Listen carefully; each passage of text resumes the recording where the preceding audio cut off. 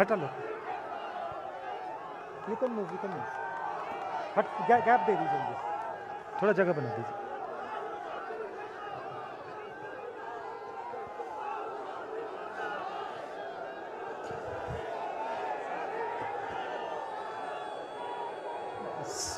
Stage पे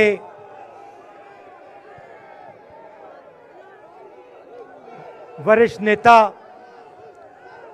Congress party के वरिष्ठ नेता, विपक्षी दल के वरिष्ठ नेता, हमारे प्यारे कार्यकर्ता,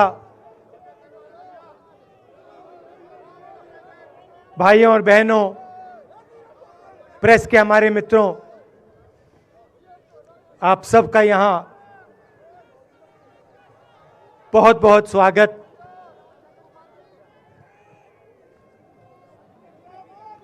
आप आज यहां बर्फ में खड़े हैं, मगर आप में से किसी को सर्दी नहीं लग रही है। आप बारिश में खड़े हुए, कोई भीगा नहीं। गर्मी में आपको गर्मी नहीं लगी, सर्दी में आपको सर्दी नहीं लग रही है, क्योंकि देश की शक्ति आपके साथ है।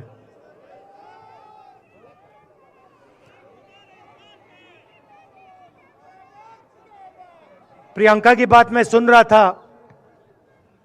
प्रियंका ने कहा मेरे मैसेज के बारे में, प्रियंका ने कहा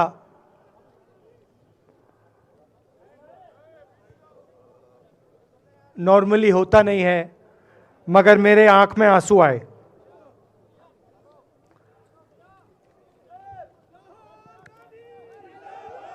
क्योंकि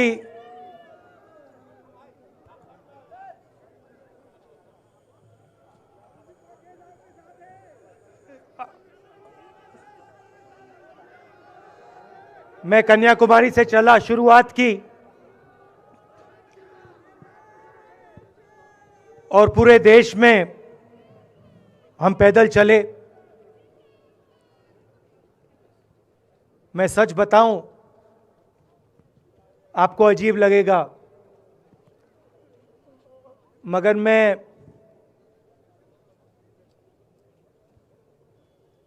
बहुत सालों के लिए हर रोज 8-10 किलोमीटर दौड़ता हूं। तो मैंने सोचा था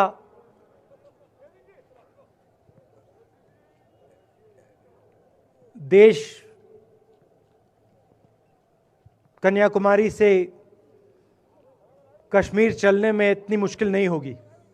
मेरे दिल में था कि आसान होगा, फिजिकली मेरे लिए ये मुश्किल काम,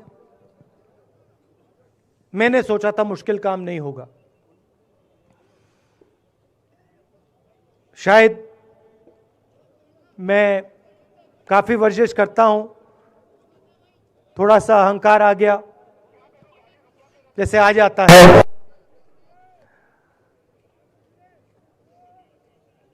मगर फिर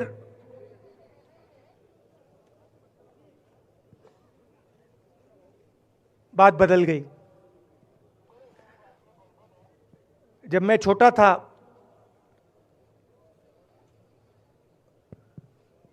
फुटबॉल खेलता था,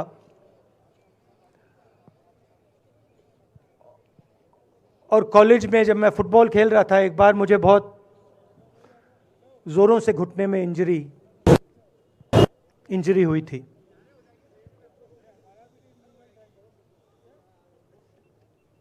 मैं उसको भूल गया था।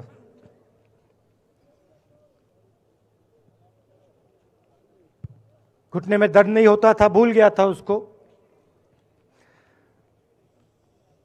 दर्द गायब हो गया था। मगर कन्याकुमारी से 5-7 दिन बाद घुटने में प्रॉब्लम आई, और जबरदस्त प्रॉब्लम आई। पूरा अहंकार उतर गया और मैं सोचने लगा क्या मैं ये जो 3,500 किलोमीटर हैं, क्या मैं इनको चल पाऊंगा या नहीं। तो जो मैंने सोचा था आसान काम होगा, वो काफी मुश्किल हो गया। मगर फिर मैंने किसी ना किसी तरीके से ये काम पूरा कर दिया। बहुत कुछ सीखने को मिला, बहुत कुछ सीखने को मिला। मैं आपको बोलूं तो दर्द सहना पड़ा काफी, मगर सह लिया। और रास्ते में एक दिन मुझे दर्द हो रहा था, काफी दर्द हो रहा था, और मैं सोच रहा था अब 6-7 घंटे और चलने हैं। और उस दिन मुझे लग रहा था कि आज मुश्किल है। और एक छोटी सी बच्ची आई, दौड़ती हुई आई मेरे पास,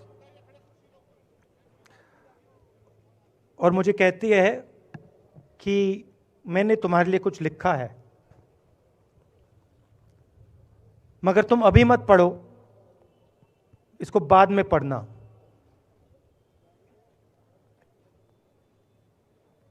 और फिर वो मुझे गले लग के भाग गई। फिर मैंने सोचा अब पढ़ता हूं क्या लिखा है।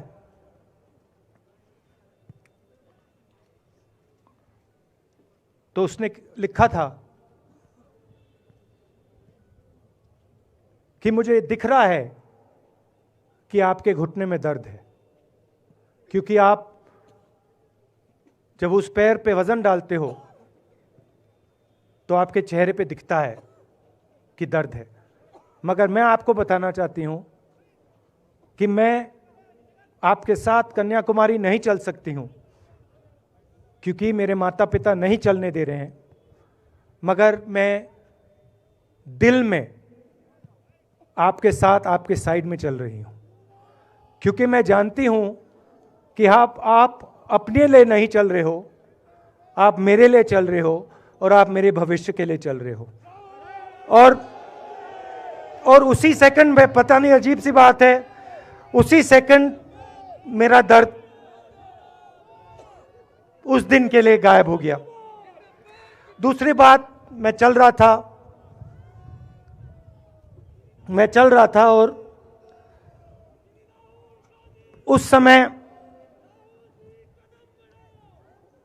उसी समय वहां पे थोड़ी सर्दी बढ़ रही थी। सुबह का समय था और 4 बच्चे आए।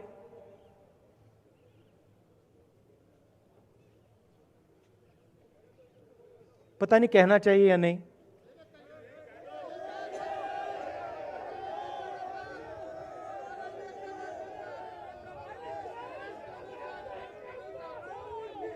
तो कह देता हूं, छोटे से बच्चे थे,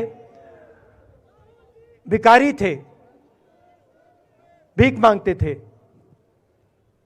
और मेरे पास आए। कपड़े नहीं थे, मैंने देखा, शायद मजदूरी भी करते थे तो थोड़ी मट्टी थी उन पे। खैर, मैं ये चीजें देखता नहीं हूं, तो मैं उनके साथ गले लगा, घुटनों पे गया, ऐसे उनको पकड़ा मैंने, क्योंकि मैं उनकी लेवल पे रहना चाहता था। और फिर, नहीं सुनिए, मैं ये बात कहना नहीं चाह रहा था, मगर कह दूंगा। तो उनको ठंड लग रही थी, वो कांप रहे थे, शायद उनको खाना नहीं मिला था, छोटे बच्चे मजदूरी कर रहे थे।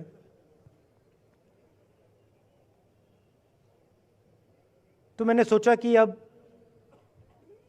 अगर ये स्वेटर नहीं पहनते हैं, अगर ये जैकेट नहीं पहन रहे हैं, तो मुझे भी नहीं पहनना चाहिए। मगर मैं मैं झिझका क्यों आपको बताना चाहता हूं, मैं झिझका क्यों आपको बताना चाहता हूं। जब मैंने ये खत्म किया, मैं चल रहा था,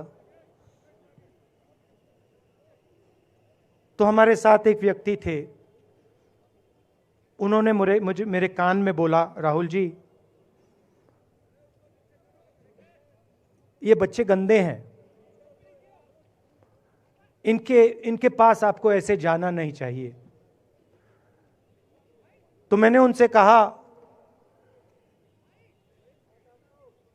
वो आपसे और मुझसे दोनों से साफ हैं।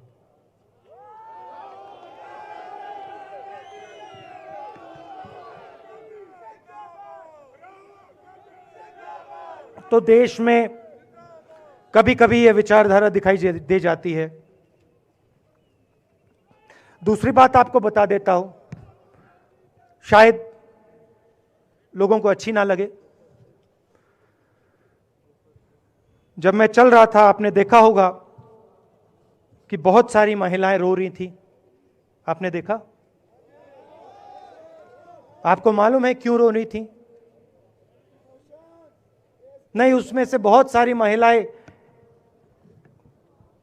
इमोशनल थी, मुझसे मिलकर रो रही थी, मगर उसमें बहुत सारी ऐसी भी महिलाएं थी जिन्होंने मुझे बोला कि उनके साथ बलात्कार हुआ है, उनको किसी ने मोलेस्ट किया है, उनके किसी रिश्तेदार ने उनको मोलेस्ट किया है। और जब मैं उनसे बोलता था, बहन मैं पुलिस को बताऊं, तो मुझे कहती थी, राहुल जी पुलिस को मत बताइए, हम चाहते हैं कि आपको ये बात मालूम हो, मगर पुलिस को मत बताइए, हमारा और भी नुकसान हो जाएगा। तो ये हमारी देश की सच्चाई है। ऐसी बहुत सारी और मैं कहानियां आपको बता सकता हूं।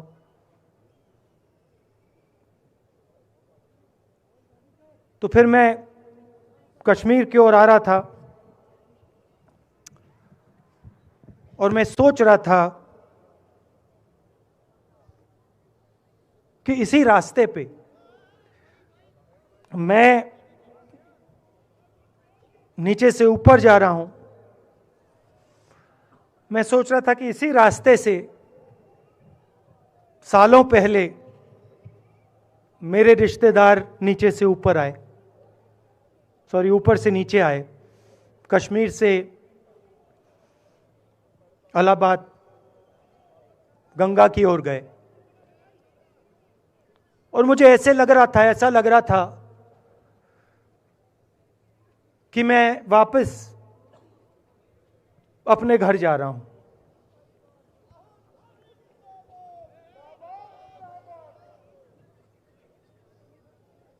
घर मेरे लिए, जब से मैं छोटा था, मैं सरकारी घरों में रहा हूं, मेरा अपना घर नहीं है। तो मेरे लिए घर, जिसको जो स्ट्रक्चर होता है, उसको मैंने कभी घर नहीं माना। वो मेरे लिए, मैं कहीं भी रह लूं, वो एक इमारत होती है, वो घर नहीं होता है। घर मेरे लिए एक सोच है, एक जीने का तरीका है, एक सोचने का तरीका है।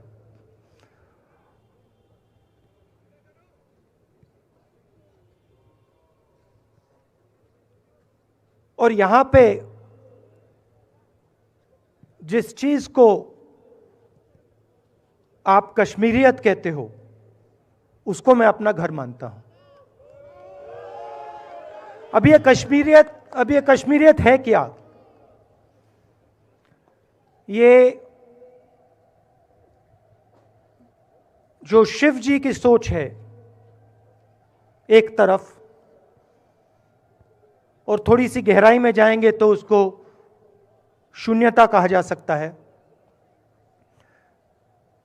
अपने आप पर,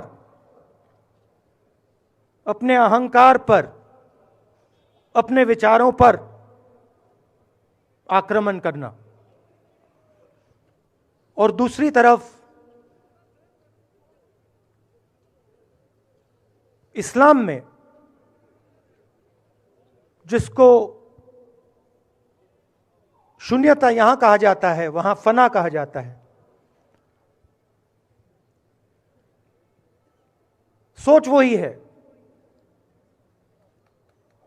इस्लाम में फना का मतलब अपने ऊपर आक्रमण, अपनी सोच पर आक्रमण,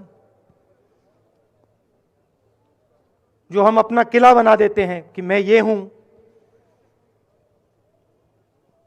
मेरे पास ये है, मेरे पास ये ज्ञान है, मेरे पास ये घर है, उसी किले पर आक्रमण करना, वही है शून्यता, वही है फना। और इस धरती पे ये दो जो विचारधाराएं हैं,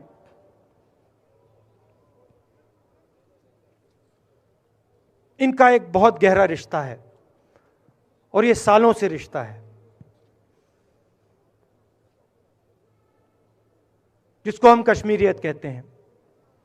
यही सोच बाकी स्टेट्स में भी है। गांधी जी वैष्णव जनतों की बात करते थे, जिसको हम यहां शून्यता, फना कहते हैं, उसको गुजरात में वैष्णव जनतो कहा जाता है। असम में शंकर देव जी ने भी यही बात कही। कर्नाटक से हमारे यहाँ जो लोग आए हैं, वहाँ बसवा जी ने ये बात कही। केरल में नारायण गुरु ने ये बात की। महाराष्ट्र ने ज्योतिबा फुले जी ने ये बात की। और यहाँ इसको हम कश्मीरियत कहते हैं। लोगों को जोड़ना और दूसरों पर आक्रमण नहीं करना, अपने आप पर आक्रमण करना, अपनी कमी देखना।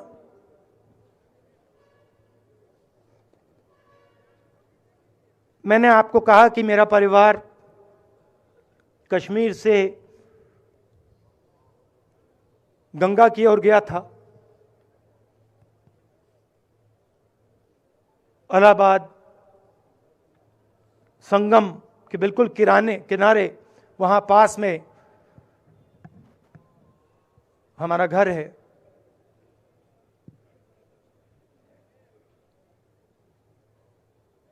तो जब यहां से वो वहां गए, उन्होंने कश्मीरियत की जो सोच थी उसको गंगा में डाला था। गंगा में ले गए उस सोच को और उत्तर प्रदेश में उस सोच को फैलाया था, जिसको उत्तर प्रदेश में गंगा जमुना तहजीब कहा जाता है।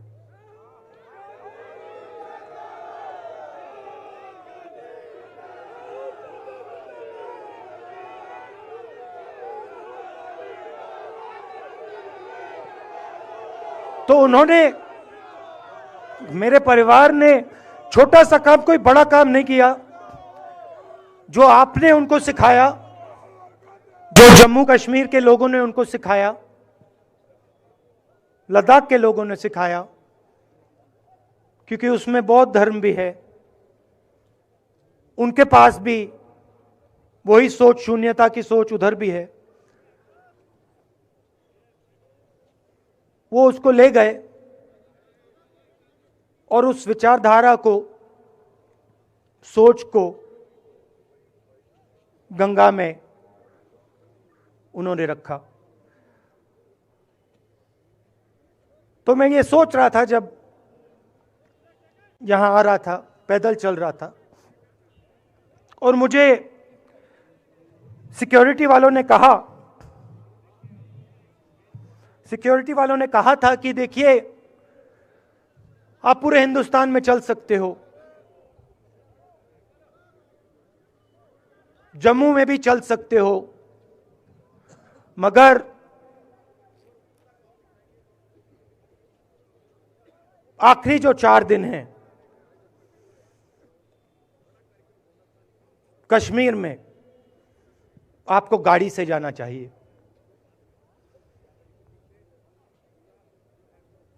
वेणुगोपाल जी ने मुझे कहा पहले, और जो ऑर्गेनाइज कर रहे थे उन्होंने कहा। 3-4 दिन पहले एडमिनिस्ट्रेशन ने कहा कि देखिए, शायद डराने के लिए कि देखिए अगर आप पैदल चलेंगे तो आपके ऊपर ग्रेनेड फेंका जाएगा। तो मैंने सोचा, नहीं सुनिए, मैंने सोचा कि ऐसे करते हैं, मैं अपने घर वापस जा रहा हूं, 4 दिन पैदल चलूंगा, अपने घर के जो लोग हैं उनके बीच में चलूंगा। और मैंने सोचा कि जो मुझसे नफरत करते हैं उनको क्यों ना मैं एक मौका दूं कि मेरी सफेद शर्ट का रंग बदल दें, लाल कर दें।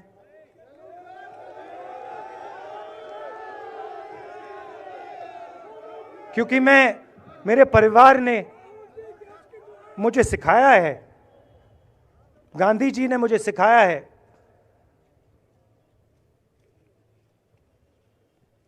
कि अगर जीना है तो डरे बिना जीना है, नहीं तो जीना नहीं है। तो मैंने मौका दिया, मैंने कहा मैं 4 दिन चलूंगा, बदल दो टी शर्ट का रंग, लाल कर दो, देखी जाएगी। मगर जो मैंने सोचा था वही हुआ। जम्मू कश्मीर के लोगों ने मुझे हैंड ग्रेनेड नहीं दिया, अपने दिल खोलकर प्यार दिया, गले लगे।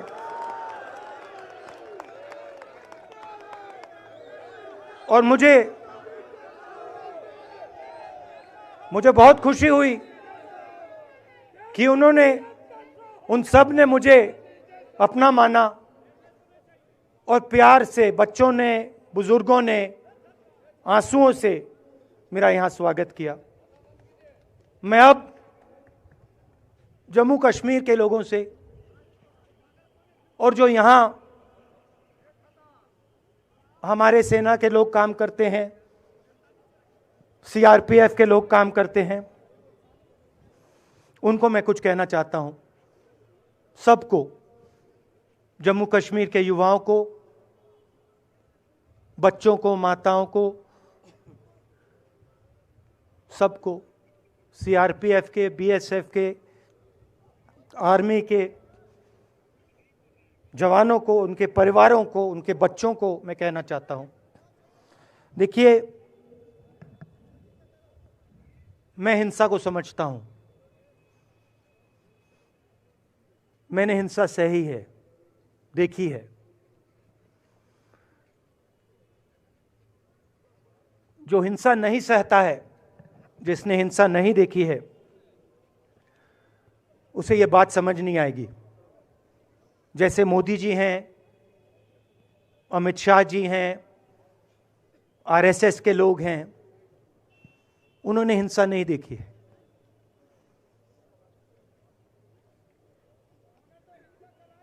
डरते हैं, नहीं डरते हैं, देखिए डरते हैं। यहां पे हम 4 दिन पैदल चले, मैं आपको गारंटी देके कह सकता हूं कि बीजेपी का कोई नेता ऐसे नहीं चल सकता है। और इसलिए नहीं क्योंकि जम्मू कश्मीर के लोग, इसलिए नहीं क्योंकि जम्मू कश्मीर के लोग उनको चलने नहीं देंगे, इसलिए क्योंकि वो डरते हैं। खैर, मैं अपने जम्मू कश्मीर के लोगों को, युवाओं को, बुजुर्गों को और आर्मी के लोगों को, सीआरपीएफ, बीएसएफ लोगों को थोड़ा सा बताना चाहता हूं। देखिए, मैं जब 14 साल का था, स्कूल में था, सुबह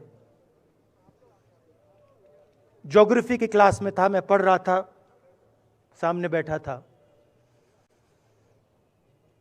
और मेरी एक टीचर आई, अंदर आई और उसने कहा राहुल तुम्हें प्रिंसिपल बुला रहा है। मैं बदमाश था, बहुत बदमाश था जब छोटा था। बहन से पूछ सकते हो क्या क्या करता था मैं, अभी भी करता हूं।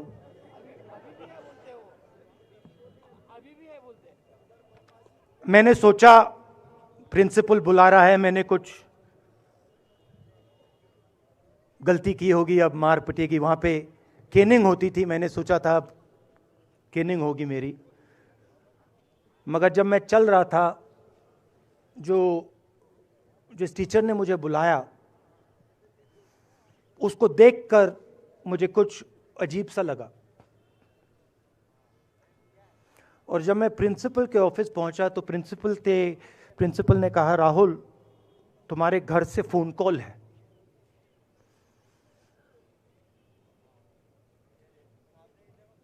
और जब मैंने उसके शब्द सुने मुझे पता लग गया कुछ गलत हो गया है। मेरे पैर कांपे और मैंने जैसे फोन अपने कान पे लगाया तो मेरे मां के साथ एक औरत काम करती है, वो चिल्ला रही थी राहुल दादी को गोली मार दी, दादी को गोली मार दी, दादी को गोली मार दी। 14 साल का था।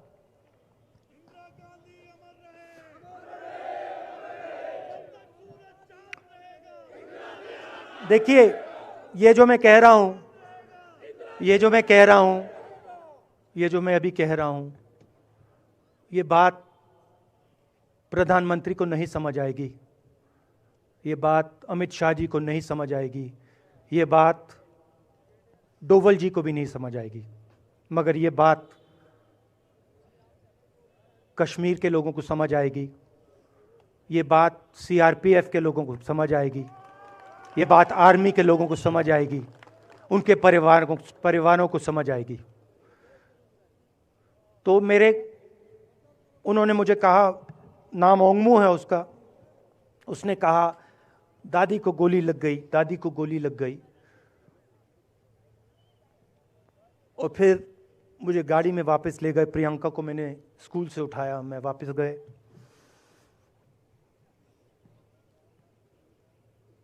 और फिर मैंने वो जगह देखी जहां मेरी दादी का खून था।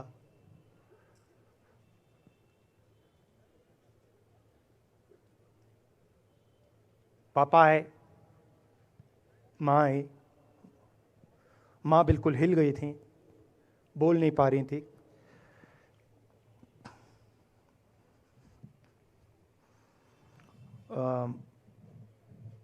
हाँ,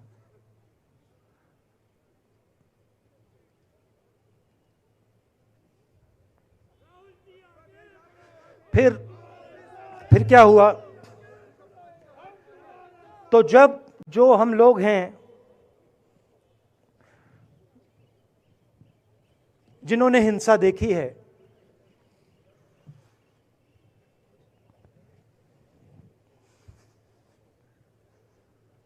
ये जो है ना, इसको हम बिल्कुल दूसरी तरीके से देखते हैं।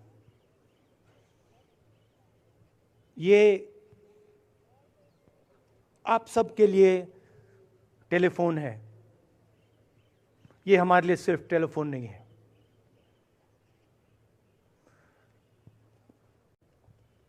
उसके बाद 6-7 साल बाद मैं अमेरिका में था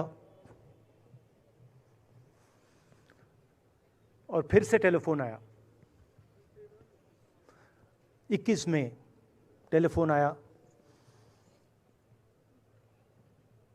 जैसे बहुत सारे, जैसे जो पुलवामा में हमारे सैनिक मरे थे, उनके घर टेलीफोन आया होगा। हजारों कश्मीरी लोगों के घर टेलीफोन आया होगा। सेना के परिवारों को टेलीफोन आया होगा। वैसा ही टेलीफोन आया। पिता के एक दोस्त थे, उन्होंने मुझे फ़ोन किया और कहा राहुल बुरी खबर है। मैंने उनसे कहा मैं जानता हूँ, पापा मर गए। कहते हैं हाँ। मैंने कहा धन्यवाद, फोन रख दिया। तो मेरा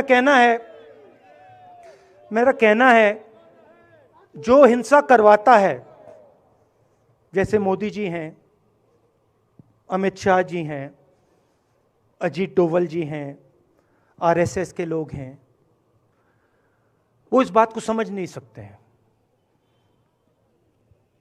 वो दर्द को समझ नहीं सकते हैं। हम समझ सकते हैं। पुलवामा के जो सैनिक थे, उनके बच्चों के दिल में क्या हुआ मैं जानता हूं। मेरे दिल में वही हुआ है जो यहां पे कश्मीर में लोग मरते हैं, उनके दिल में क्या होता है। जो फोन कॉल आता है क्या लगता है, वो मैं समझता हूं, मेरी बहन समझती है। तो कल किसी जर्नलिस्ट ने मुझसे पूछा यात्रा का क्या लक्ष्य है।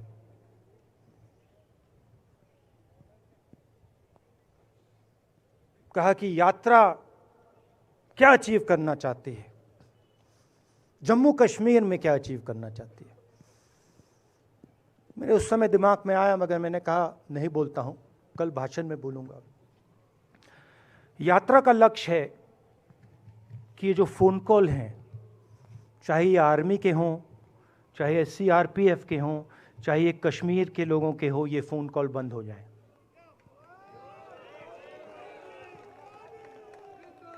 कि ये फोन कॉल किसी बच्चे को, किसी मां को, किसी बेटे को ना लेना पड़े।